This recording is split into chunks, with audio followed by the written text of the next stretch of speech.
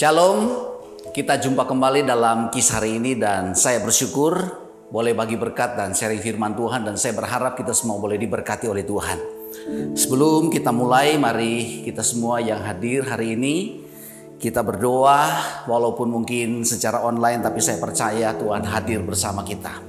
Mari kita tunduk kepala kita berdoa. Bapa di surga, terima kasih buat hari ini. Terima kasih buat kebaikan Tuhan. Terima kasih kemurahan Tuhan yang luar biasa bagi kami. Kami tahu kami ada semua karena anugerah Tuhan. Ada waktu untuk kami bersama-sama mau menikmati indahnya bersama Tuhan. Mau menikmati berkat firman Tuhan. Tuhan pakai hamba-Mu jadi saluran berkat dan setiap kami yang boleh mendengar diberkati oleh Tuhan. Dalam nama Yesus Tuhan kami berdoa dan kami bersyukur. Amin. Ya, baiklah Bapak Ibu, saudara-saudara yang kekasih dalam Tuhan. Hari ini menjadi satu kesempatan yang baik buat kita kalau kita masih diberi waktu oleh Tuhan untuk boleh kembali lagi bersama-sama belajar tentang kebenaran firman Tuhan. Dan hari ini saya ingin mengajak kita untuk belajar bersama-sama dalam satu bacaan firman Tuhan yang saya ambil di dalam Mazmur pasal 37. Mazmur pasal 37. Saya hanya batasi di ayat 23 sampai 26 ya. Mazmur 37 ayat 23 sampai 26. Saya akan bacakan bagi Bapak Ibu semua atau saudara-saudaraku yang kekasih dalam Tuhan, firman Tuhan yang kita akan bahas hari ini. Ayat 23. Tuhan menetapkan langkah-langkah orang yang hidupnya berkenan kepadanya. Apabila ia jatuh tidaklah sampai tergeletak sebab Tuhan menopang tangannya. Dahulu aku muda, sekarang telah menjadi tua. Tetapi tidak pernah kulihat orang benar ditinggalkan, atau anak cucunya meminta-minta roti. Ayat terakhir 26. Tiap hari ia menaruh belas kasihan dan memberi pinjaman, dan anak cucunya menjadi berkat. Ya, sengaja saya hanya batasi dalam satu pasal ini ayat 23 sampai 26. Sebenarnya Mazmur 37 ini ada 40 ayat. Dan kalau kita mau belajar bersama mungkin agak cukup panjang, cukup banyak hal yang kita akan bicarakan di sini. Sebabnya saya hanya persingkat saja ayat 23 sampai 26. Dan topik atau tema yang saya ingin bagikan buat kita semua hari ini adalah hidup orang benar. Sekali lagi, hidup orang benar. Apa yang kita baca tadi adalah sesuatu yang menjadi latar belakang kenapa Mazmur Daud atau Daud sendiri memberikan hal-hal yang betul-betul akan memotivasi kita orang-orang yang benar secara status atau benar di dalam pertumbuhan untuk hidup dalam kebenaran-kebenaran Tuhan. Dan kalau kita mungkin sedikit belajar dari ayat-ayat sebelumnya, sebenarnya pasal ini adalah pasal di mana Daud sedang mengingatkan, Daud sedang memberi pesan, Daud sedang memberi sesuatu peringatan juga buat kehidupan orang-orang yang benar di dalam Tuhan. Supaya apa? Supaya kita itu jangan sampai terpancing. Jangan sampai kita itu tergoda. Malah keterpancingan kita itu, ketergodaan kita itu malah memunculkan dosa, memunculkan sesuatu yang membuat hidup kita juga jadi tidak nyaman. Kenapa? Karena dalam pasal 37 ini sebenarnya bicara dua golongan orang. Yang pertama itu adalah golongan orang fasik, dan yang kedua adalah golongan hidup orang benar. Itu sebabnya di dalam pasal 37 ayat 1 itu diawali dengan satu nasihat yang keras oleh Daud kepada orang-orang benar. Saya mungkin baca buat kita. Jangan marah karena orang yang berbuat jahat. Jangan iri hati kepada orang yang berbuat curang. Kenapa? Pemazmur sengaja memberitahu hal ini. Saya tidak tahu apa yang menjadi latar belakang daripada Daud. Kok kenapa dia harus sampaikan ini? Apakah pernah dia melihat pada masanya dia ada orang-orang seperti itu?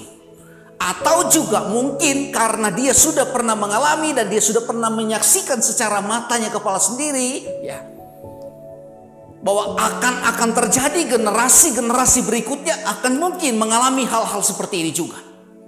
Itu sebabnya Mazmur Daud sampai 3 kali memberi pesan, memberi peringatan. Jangan marah, jangan marah, jangan marah. Sampai 3 kali. Itu dari ayat 1, ayat 7, dan ayat 8. Kenapa?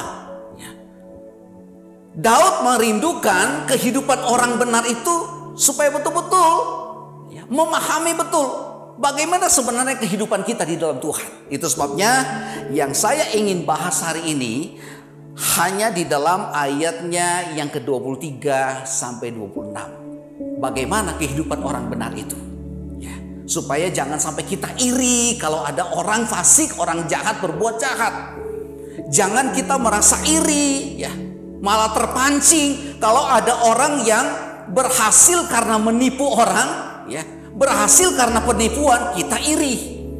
Itu sebabnya dikasih tahu jangan marah. Kenapa? Alasannya karena hidup orang benar itu adalah satu kehidupan yang memang betul-betul harus dipahami dengan benar. Yang pertama yang saya temukan itu adalah di dalam ayatnya yang ke-23 dan 26. Dalam ayat 23-26 saya simpulkan 2 ayat ini adalah bahwa hidup orang benar itu tidak berarti bahwa hidup kita itu tanpa masalah. Hidup orang benar itu pada waktu kita jalani, pada waktu kita betul-betul memikirkan dengan baik perjalanan hidup iman kita, kehidupan kita orang yang dibenarkan oleh Tuhan, jangan berarti bahwa hidup kita tuh mulus-mulus saja. Jangan berarti bahwa hidup kita nyaman-nyaman saja. Saya pakai istilah tadi, tidak berarti bahwa hidup kita itu tanpa masalah. Kenapa? Kalau kita sedikit balik dalam ayat yang kita baca tadi, saya hanya ambil ayat 24-nya saja di Mazmur pasal 37. Saya baca bagi kita semua.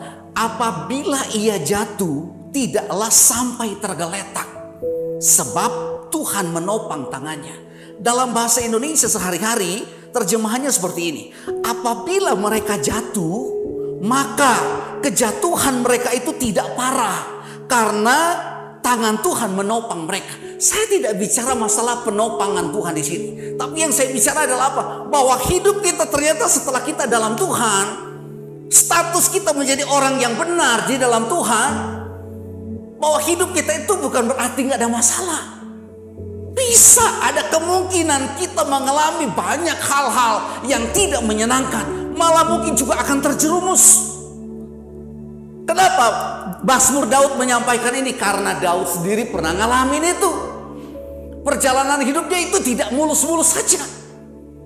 Mungkin waktu awalnya kalau kita baca tentang pengalaman Daud, kita kenal siapa Daud.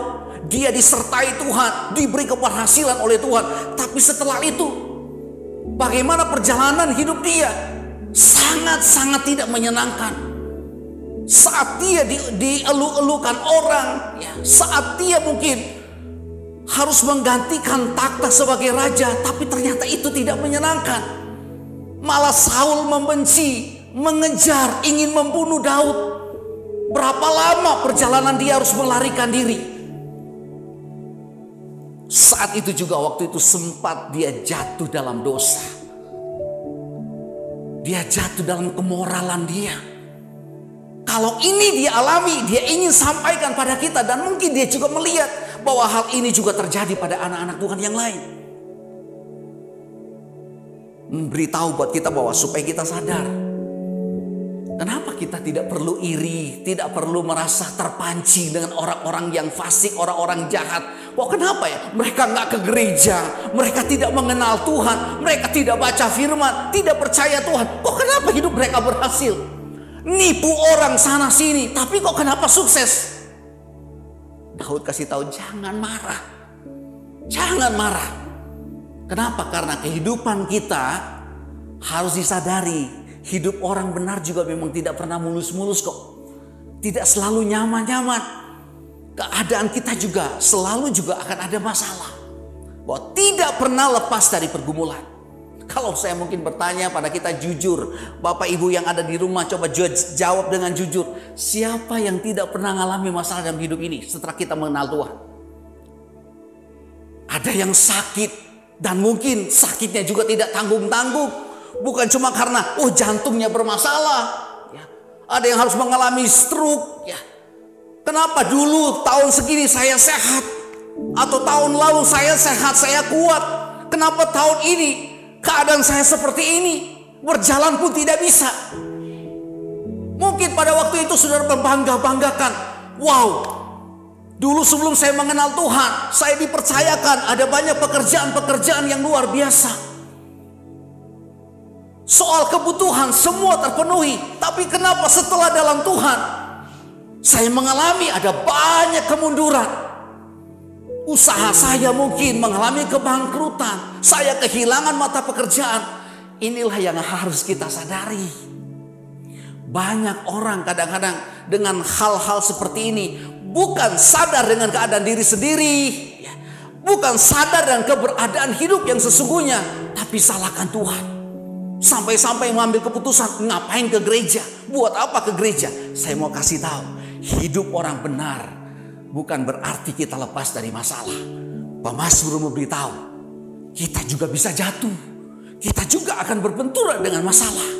Tapi saat kita jatuh, karena ayat 23 bilang, karena langkah kita itu ditetapkan Tuhan. Maksudnya itu dituntun, dibimbing oleh Tuhan, disertai oleh Tuhan.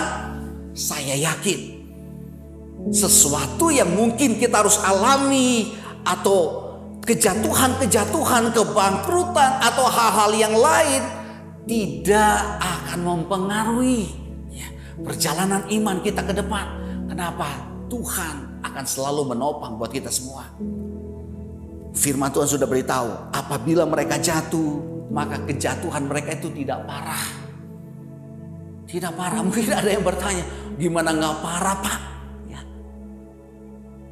Jangankan masuk rumah sakit, ada yang mati juga kok. Tapi dari satu sisi saya pegang janji firman Tuhan. Di balik semua yang harus kita alami, saya yakin Tuhan punya rencana yang baik. Kalau janji firman Tuhan, Tuhan menuntun langkah kita, mengarahkan kita, menuntun langkah kita. Dia menopang kita, itu juga akan Dia berikan buat kita semua. Yang kedua, kalau kita perhatikan apa yang dikatakan oleh Mazmur Daud di dalam ayat 25, itu luar biasa. Dahulu aku muda, sekarang telah menjadi tua. Tetapi tidak pernah kulihat orang benar ditinggalkan, atau anak cucunya meminta-minta roti. Ini sesuatu yang luar biasa, dan saya percaya ini jadi berkat buat kita semua, dan saya berharap ini dipegang baik-baik. Hal kedua yang saya ingin sampaikan, bahwa hidup orang benar itu adalah hidup dalam pemeliharaan Tuhan. Kalau kita renungkan tadi bicara hidup orang benar itu bukan berarti kita luput dari masalah, bukan berarti tidak ada masalah, bukan berarti bahwa hidup nyaman-nyaman saja. Memang betul akan ada banyak masalah berbenturan. Tapi dari satu sisi saya melihat pengalaman Daud dari ayat 25 yang dia beritahu. Waktu dia memberi kesaksian, dulu aku muda. Aku tahu perjalanan hidup waktu aku muda juga banyak masalah. Sampai aku tua pun bukan berarti gak ada masalah. Tapi dia kasih tahu kepada kita. Perjalanan hidup dari dia muda sampai saat ini dia tua, bukan saja pribadi dia, sampai kepada generasi keturunan dia, anak cucunya. Dia katakan apa? Tidak pernah ditinggalkan Tuhan. Maksudnya Daud sedang memberitahu orang benar atau hidup orang benar itu ada dalam pemeliharaan Tuhan. Coba renungkan baik-baik Bapak Ibu semua, saudara-saudaraku yang kekasih dalam Tuhan, baik yang ada di sini maupun yang ada di rumah. Coba pikirkan baik-baik. Sampai hari ini saudara boleh menikmati hidup ini. Tidak hanya diberkati sehat kuat, saudara mungkin diberkati dengan materi, saudara mungkin punya pekerjaan, saudara punya usaha, saudara bisa melayani. Coba renungkan baik-baik. Kita banyak melewati banyak sekali pergumulan-pergumulan. Kita lewati semua itu. Apalagi di masa ini 2 tahun lebih kita berhadapan dengan COVID-19. Berapa banyak juga orang yang mungkin sudah mendahului kita, sudah dipanggil Tuhan. Kalau saudara bisa ada dan lewati itu, saya harus katakan sekali, semua karena pemeliharaan Tuhan. Saya ingin buktikan, bukan saja di perjanjian lama, perjanjian baru juga mengungkapkan hal itu. Saya tidak hanya mungkin beri kesaksian kalau hanya sekedar skopnya saja kepada Daud. Ya Daud kasih tahu karena dia merasakan itu. Tapi kalau kita mungkin sedikit lihat kepada pengalaman-pengalaman orang yang lain, tokoh-tokoh Alkitab yang lain, satu tentang Elia, tentang Elisa. Contoh dalam perjanjian baru bagaimana kehidupan daripada Rasul Paulus. Pelayanan dia yang luar biasa, banyak masalah, tapi ada dalam pemeliharaan Tuhan. Inilah yang harus kita akui. Dan hari ini syukuri bersama-sama. Kalau engkau menjalani hidup, mungkin ada bapak ibu di rumah yang sudah usia lanjut, yang sampai hari ini masih diberkati Tuhan dengan sehat dan kuat. Engkau masih bisa menikmati hal-hal materi, ya, kebutuhan untuk tubuh kita ini, masih bisa makan ini, masih bisa makan itu. Syukuri baik-baik. Mungkin sudah bilang, aduh, dulu saya di usia umur segini, ya saya gagah, saya kuat, melayani Tuhan dengan semangat. Sekarang sudah di usia seperti ini, sudah tidak berdaya. Tapi kalau engkau masih merasakan pemeliharaan Tuhan, katakan pada Tuhan, terima kasih untuk semua itu. Dan saya mau katakan sekali lagi, kalau kita yang mengalami seperti apa kata Daud, saya mau beritahu, generasi kita selanjutnya, keturunan kita pun akan mengalami hal yang sama. Asal mereka hidup juga di dalam Tuhan, takut akan Tuhan, mengasihi Tuhan, hidup orang yang benar. Firman Tuhan bilang, bukan cuma Daud yang mengalami pemberian Tuhan. Kalau saya baca di ayat 25 bagian terakhir, anak cucunya tidak akan meminta-minta roti katanya. Mungkin dalam firman Tuhan katakan, tidak pernah kulihat orang benar ditinggalkan atau anak cucunya meminta-minta roti. Kalau dalam terjemahan yang lain dia katakan seperti ini, dahulu aku muda, sekarang aku sudah tua, sepanjang umurku belum pernah aku melihat Tuhan meninggalkan orang-orang yang mengasihi dia, atau melihat anak-anak orang saleh itu menderita kelaparan. Siapa bilang dengan kondisi yang saat ini kita alami, dampaknya mungkin orang bilang, wow, luar biasa. Memang betul, harus diakui. Ada banyak sekali dampak yang dialami oleh orang-orang yang mungkin harus berhadapan dengan COVID-19 ini. Bukan cuma dampak ekonomi, kesehatan, tapi juga mungkin ada yang stres. Ada yang mungkin sudah tidak tahu harus berbuat apa. Tapi sekali lagi, kalau anak-anak Tuhan, kalau hidup orang benar, sampai hari ini saudara masih bisa berkata, Tuhan, aku masih bisa makan, aku masih bisa bagi berkat, aku masih bisa sehat. Sekali lagi, jangan sungkan-sungkan dan katakan, Tuhan, inilah nyata pemeliharaan Tuhan buat kita. Dan yang terakhir, saya ambil itu di dalam ayatnya yang ke-26. Firman Tuhan dengan tegas memberitahu, tiap hari ia menaruh belas kasihan dan memberi pinjaman, dan anak cucunya menjadi berkat. Luar biasa.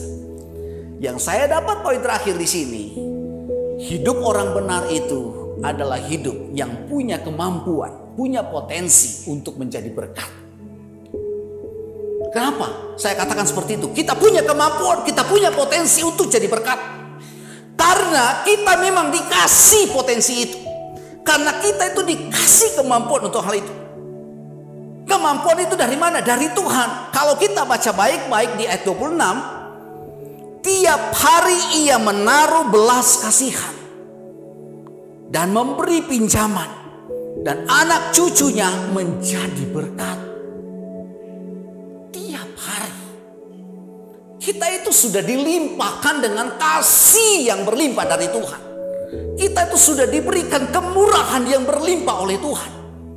Nah, kalau kita hidup dalam Tuhan, kalau kita hidup benar di mata Tuhan, saya yakin kok, kasih yang berlimpah itu pasti akan mengalir sendirinya. Untuk apa? Untuk bisa kita menolong orang lain. Kemurahan yang berlimpah itu yang Tuhan berikan pada kita, itu pasti akan mengalir dalam diri kita untuk keluar menolong orang lain. Saya ingat dengan satu pujian yang mungkin sudah terlalu lama. Kasih dari surga memenuhi hidupku. Tidak cukup memenuhi, tapi kasih dari surga itu yang ada dalam diriku yang memenuhi, itu harus keluar, harus memberkati orang lain. Dan saya melihat bagaimana firman Tuhan mengingatkan, memberitahu lewat ungkapan Mazmur Daud. tiap hari anak-anak atau orang-orang benar atau hidup orang benar itu memberi belas kasih, berkemurahan, menolong orang lain. Di ayat terakhir atau kalimat terakhir, anak cucunya menjadi berkat. Luar biasa. Alasan saya katakan kita punya potensi, kita punya kemampuan karena kita sudah diberkati berlimpah kasih dan kemurahan Tuhan. Dan yang kedua, karena kita sendiri menikmati berkat yang berlimpah itu. Yang saya berharap kalau sampai Mazmur Daud mengungkapkan hal ini, bukan saja karena pengalaman dia sendiri juga, tapi karena dia tahu orang-orang yang hidup di dalam Tuhan, yang mengasihi Tuhan, atau saya pakai istilah hidup orang benar itu memang punya kemampuan. Cuma persoalannya, apakah kemampuan itu dimanfaatkan sebaik mungkin atau tidak? Apakah potensi yang Tuhan kasih pada kita itu betul-betul kita pergunakan dengan baik atau tidak? Atau kita sendiri tidak pernah menyadari hal itu? Persoalannya yang kadang-kadang kita itu sulit jadi berkat. Kenapa? Saya katakan sekali lagi, diberkati untuk menjadi berkat, dikasihi untuk mengasihi orang lain, diselamatkan untuk melayani orang. Hal ini harus dipegang baik-baik. Kalau Mazmur Daud katakan seperti ini, anak cucunya menjadi berkat. Kenapa? Bukan saja karena mereka memiliki apa yang mereka bisa bagi, yang mereka bisa salurkan, tetapi karena mereka punya kemauan, ya, kemauan, ada kemampuan, tapi ada kemauan untuk bisa memberitahu, untuk melakukan itu, melaksanakannya. Berapa banyak kita yang kadang-kadang sebenarnya dikasih kemampuan, istilahnya kemampuan, saya katakan kita tuh sudah dikasih berkat, kita sudah punya kasih dari Tuhan, punya kemurahan yang berlimpah, tapi tidak pernah mau memaksimalkan kemampuan itu.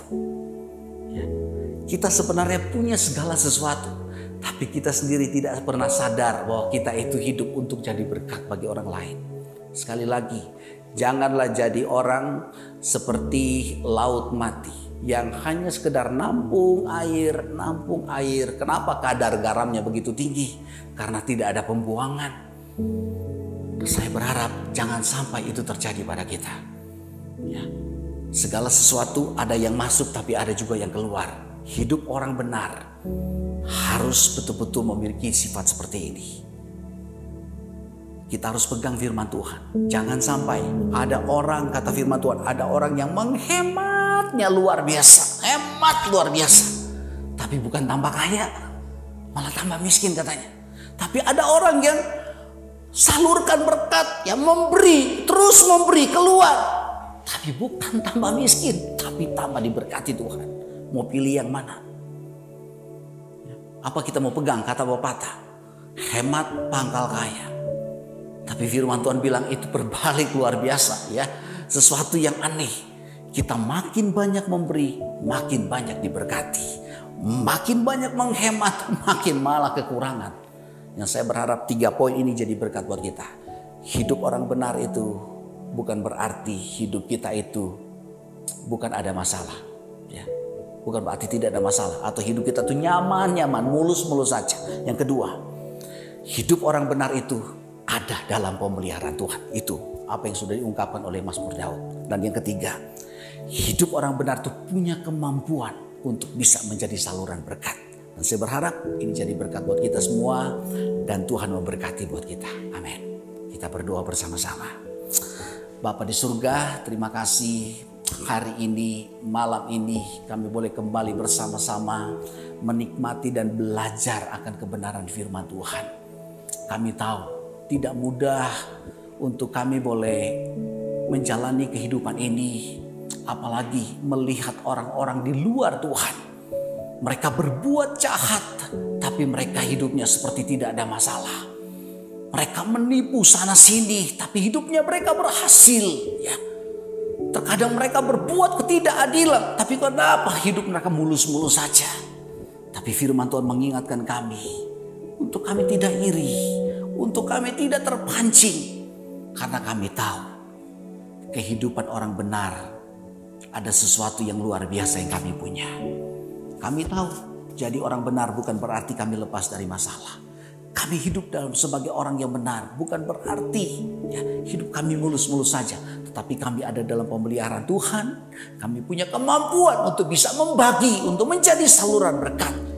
Kami diberkati untuk boleh menjadi berkat bagi orang lain. Terima kasih buat hari ini dan kami percaya semua kami yang boleh mendengar boleh diberkati Tuhan. Hamba berdoa, yang lemah dikuatkan, yang sakit Tuhan sembuhkan, yang kekurangan Tuhan cukupkan, dan mereka yang saat ini mungkin tidak ada damai, Tuhan beri sukacita bagi mereka, yang punya masalah Tuhan beri jalan keluar yang terbaik.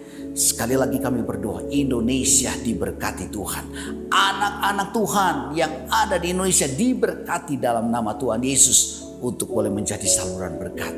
Kami akhiri untuk renungan firman Tuhan malam ini. Diberkati dalam nama Tuhan Yesus kami berdoa. Haleluya. Amin.